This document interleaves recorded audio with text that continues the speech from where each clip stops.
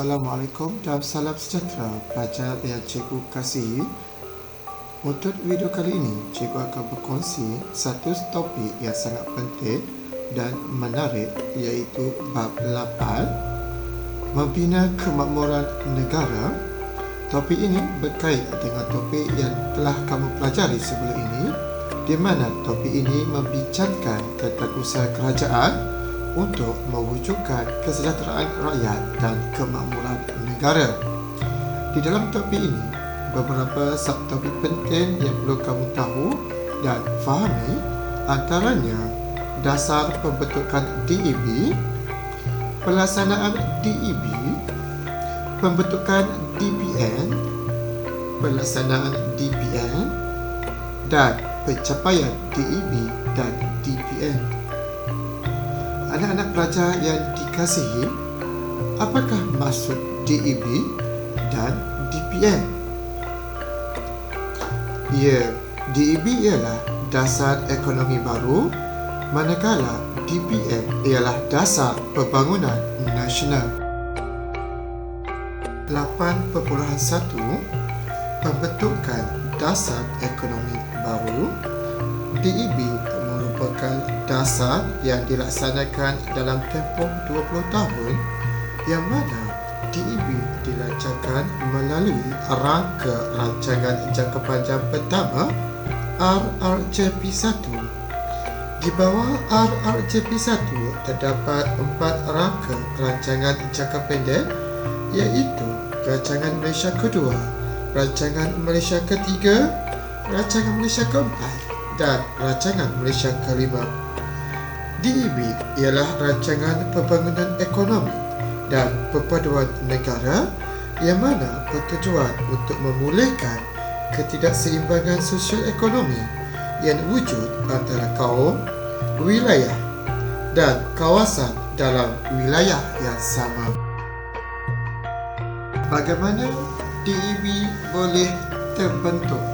Kadang-kadang kita tertanyakan, bagaimana DEB ini boleh terbentuk? Adakah siapa yang bertanggungjawab membentuk DEB?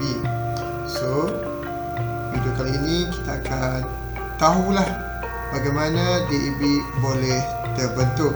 DEB ini terbentuk hasil perbincangan Majlis Pembangunan Negara atau MAPE, yang mana MAPE ni terdiri daripada pelbagai lapisan masyarakat seperti wakil daripada kerajaan negeri, wakil daripada parti-parti politik, wakil dari Sabah, wakil daripada Sarawak, wakil daripada kumpulan-kumpulan agama, daripada kumpulan minoriti yang ada dekat Malaysia, persatuan guru-guru dan sebagainya. Apakah tujuan MAPE ditubuhkan?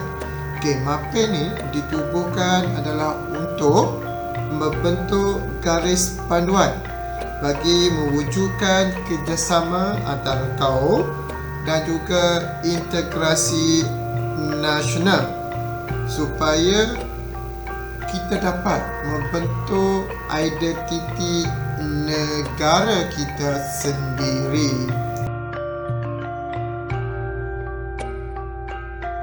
Latar belakang pembentukan DEB. Secara amnya, DEB merupakan satu dasar ekonomi untuk membangunkan negara dan dalam masa yang sama memupuk perpaduan rakyat Malaysia yang berbilang kaum. Jadi, siapakah pihak yang bertanggungjawab merangka rancangan ini? Pihak yang terlibat adalah tokoh ilmuwan atau pakar ekonomi yang terkenal sama ada dalam negara dan luar negara. Pakar tersebut ialah Dr. Rais Saliman, Malaysia, Dr. Jas Felen, Norway dan Dr. J. Al-Pakistan daripada Britain. Pakar ini akan merangka dasar yang sesuai untuk Malaysia yang terkenal dengan rakyat berbilang kaum agar tiada yang disisihkan. Jadi, kamu semua sudah faham tentang pembentukan DEB. Apakah matlamat sebenar DEB dibentuk? Matlamatnya ialah untuk mencapai perpaduan dan kesejahteraan kaum di Malaysia. Bagaimana matlamat ini dapat dicapai? Matlamat ini dapat dicapai dengan melalui strategi serapan dua mata. Adakah kamu faham maksud strategi serapan dua mata? Serapan dua mata membawa maksud mempunyai dua matlamat atau mendapat dua faedah serentak. Jadi, dasar ekonomi baru adalah untuk mencapai dua matlamat. Sebagaimana yang kita pelajari sebelum ini, matlamat DEB ialah mencapai perpaduan dan kesejahteraan kaum. Sehubungan itu, strategi pertama ialah kerajaan berusaha untuk membasmi kemiskinan dengan menambahkan pendapatan rakyat dan membuka lebih banyak peluang pekerjaan kepada rakyat tanpa mengira kaum. Strategi kedua adalah menyusun semula masyarakat untuk mengurangkan dan menghapuskan pengenalan kaum mengikut fungsi ekonomi. Terdapat beberapa isu yang berkaitan dengan rancangan membasmi kemiskinan dan penyusunan semula masyarakat semasa DEB dilancarkan. Isu yang pertama adalah jurang sosioekonomi antara Bumi Putra dengan bukan Bumi Putra. Isu kedua, jurang sosioekonomi antara Pantai Timur dengan Pantai Barat. Pantai Timur merujuk kepada negeri Kelantan, Terengganu, manakala Pantai Barat merujuk kepada negeri Perak, Selangor, wilayah Persekutuan Kuala Lumpur dan sebagainya. Isu yang ketiga adalah jurang sosioekonomi antara masyarakat desa atau masyarakat luar bandar dengan bandar. Dan isu yang ketiga adalah jurang sosioekonomi antara negeri.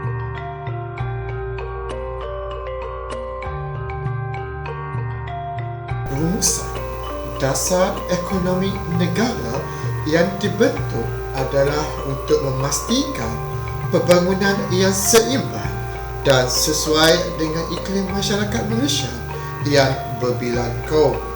Pembentukan DEB menunjukkan kesungguhan kerajaan membasmi kemiskinan dan menyusun semula masyarakat. Kamu sudah mempelajari beberapa topik dalam pembentukan dasar ekonomi baru. Jadi, mari cikgu uji kamu. Adakah kamu faham atau tidak tentang pembentukan DEB? Sebelum cikgu uji, suka ingin cikgu berkongsi tips untuk cemerlang dalam sejarah kertas 1, iaitu menggunakan formula paksi 1L. Apa itu paksi 1L? C pertama, cari kata kunci soalan dan gariskan atau warnakan kata kunci tersebut. C kedua, cari kaitan pilihan jawapan dengan kata kunci. C yang ketiga adalah catatkan isi atau nota yang berkaitan dengan pen merah atau berwarna-warni. C keempat, cari jawapan dengan merujuk buku teks dan catat muka surat. 1L merujuk kepada latih tubi mengikut bab atau tajuk yang telah kamu pelajari.